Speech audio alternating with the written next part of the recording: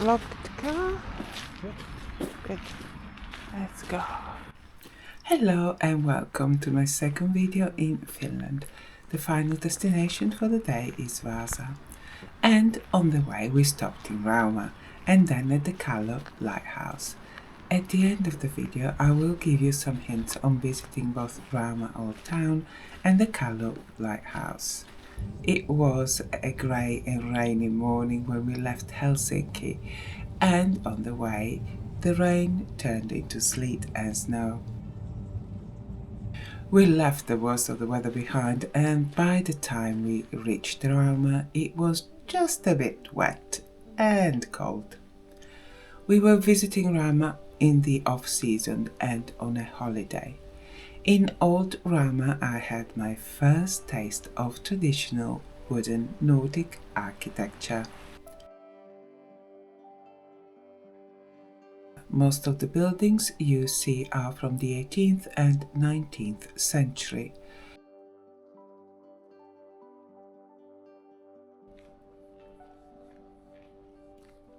Rauma began to appear on official records in the 14th century, when the Franciscan order built a monastery and the church in the town. The medieval layout of the old town has been mostly preserved, and many of the houses have been built on the foundations of much older buildings. In medieval towns, houses face onto the street, and a gate marks the entrance to a narrow courtyard. In the courtyards there would have been a number of smaller buildings like, for example, food stores, animal sheds and the sauna. The appearance of the houses in the old town changed with the fortunes of their owners. This very beautiful blue painted house with neo-Renaissance accents and a nod to neo-Gothic in the spires and lattice work of the windows is a very interesting example. The original house was much simpler and grew into this large house over time. Like many of the houses in the old town, the original building is small. The wood beams in the constructions are left exposed, and it has a very basic roof. Later on the house is improved, enlarged and painted. Over time, decorative elements are added to the facade. In the mid-1800s, Rauma was going through an economic boom, and the town had a large merchant navy, and it was a trading and manufacturing hub.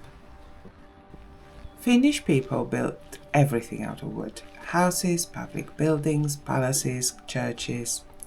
Even the architectural details such as the pilasters, the decorative half columns with the eclectic mix of Doric and Corinthian styles are made of wood. And so are the decorative reliefs around the windows, also made of wood.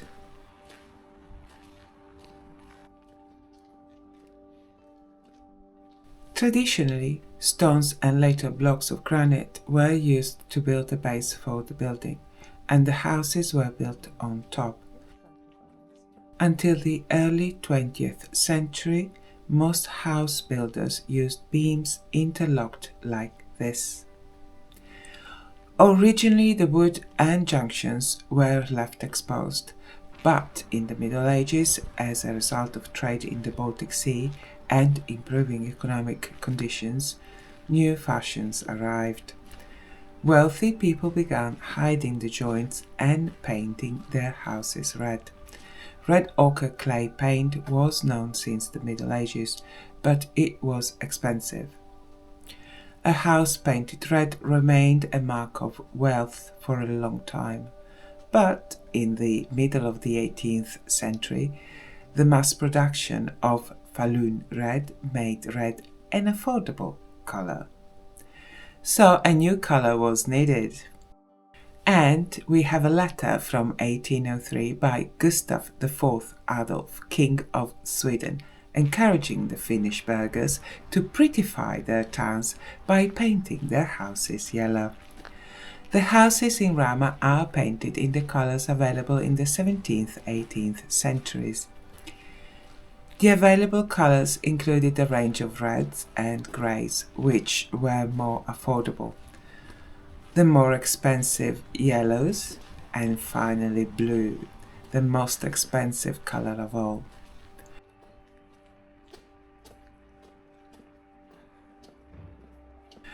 Wood is a great building material, and in Finland it's cheap and plentiful, but there are risks. According to historian Henrik Liljus, Finnish wooden towns were on average destroyed by fires every 30 to 40 years. It was easy for fire to spread from house to house in the densely built up urban areas. But the destruction also offered opportunity for improvements such as widening and straightening of the old medieval roads. In Old Rauma, some of the roads are narrow in keeping with a traditional medieval layout, but others have been widened and straightened.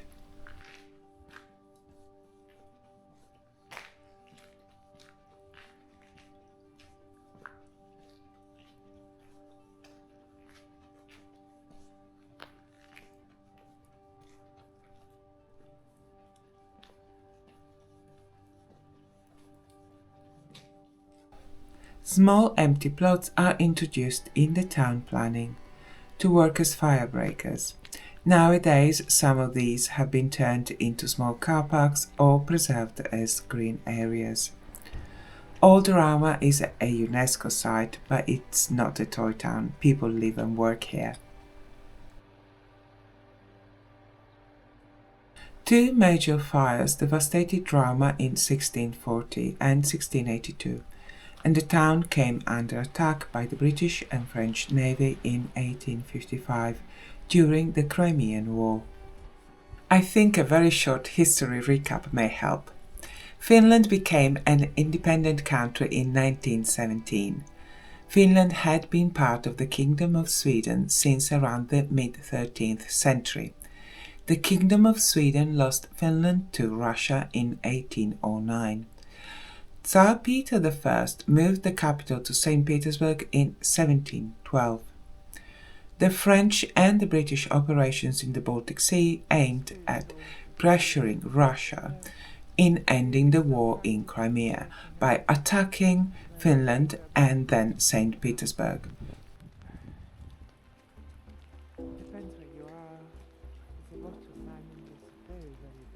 We visited Rauma off-season and on a cold and wet Easter Monday. Even so, I think it is a very pretty town and I'm glad we braved the weather and had a look around. We parked on the edge of the old town. The car park is free. During the summer season, Rauma is a very popular destination and can be quite busy. The town also organizes a lot of events, and I put a link to visit Rauma website in the description below, so you can see what's on when you decide to visit. Around the town there are shops selling a bit of everything from basics to souvenirs, antiques, old quirky stuff, art, handmade souvenirs, arts and crafts, as well as lace and lace making equipment. Rauma has been known as a center of lace making since the 18th century. There are plenty of restaurants and coffee shops and bars, and we had lunch here. It is a Nepalese restaurant, good quality ingredients, cooked well, and our curry was nicely aromatic and a little bit spicy, and good sized portions in my opinion. Rauma is mostly flat and easy to walk about, but there are some cobbled streets, and because of the age of the buildings, sometimes you have to climb up a few steps to enter a shop or a restaurant. Next en route was the Kallo Lighthouse. The lighthouse is on the island of Kallo, or Skull Island, and it stands guard at the entrance of the port near Pori. A causeway connects it to the mainland. The first lighthouse was built in 1851 but was destroyed during the Crimean War.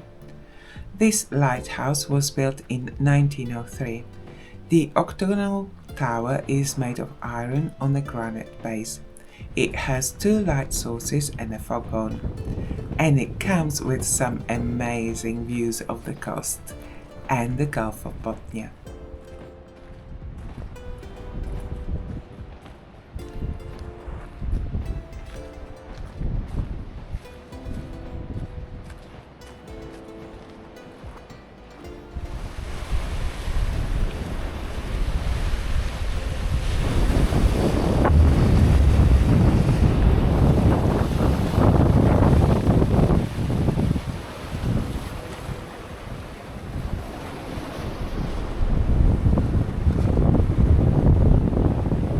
We got coffee from this small place and then sat and enjoyed the scenery inside the glass cube, which was lovely and warm and windproof.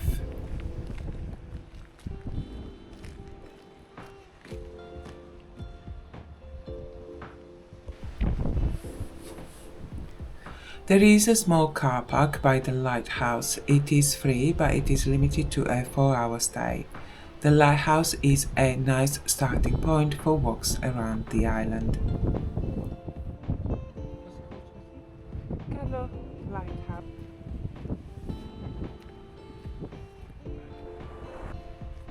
In the next video I go archipelago hopping by bridge and ferry in the Gulf of Bothnia. Thank you for watching. Please like and subscribe, it helps a lot. Have a lovely day. Bye bye.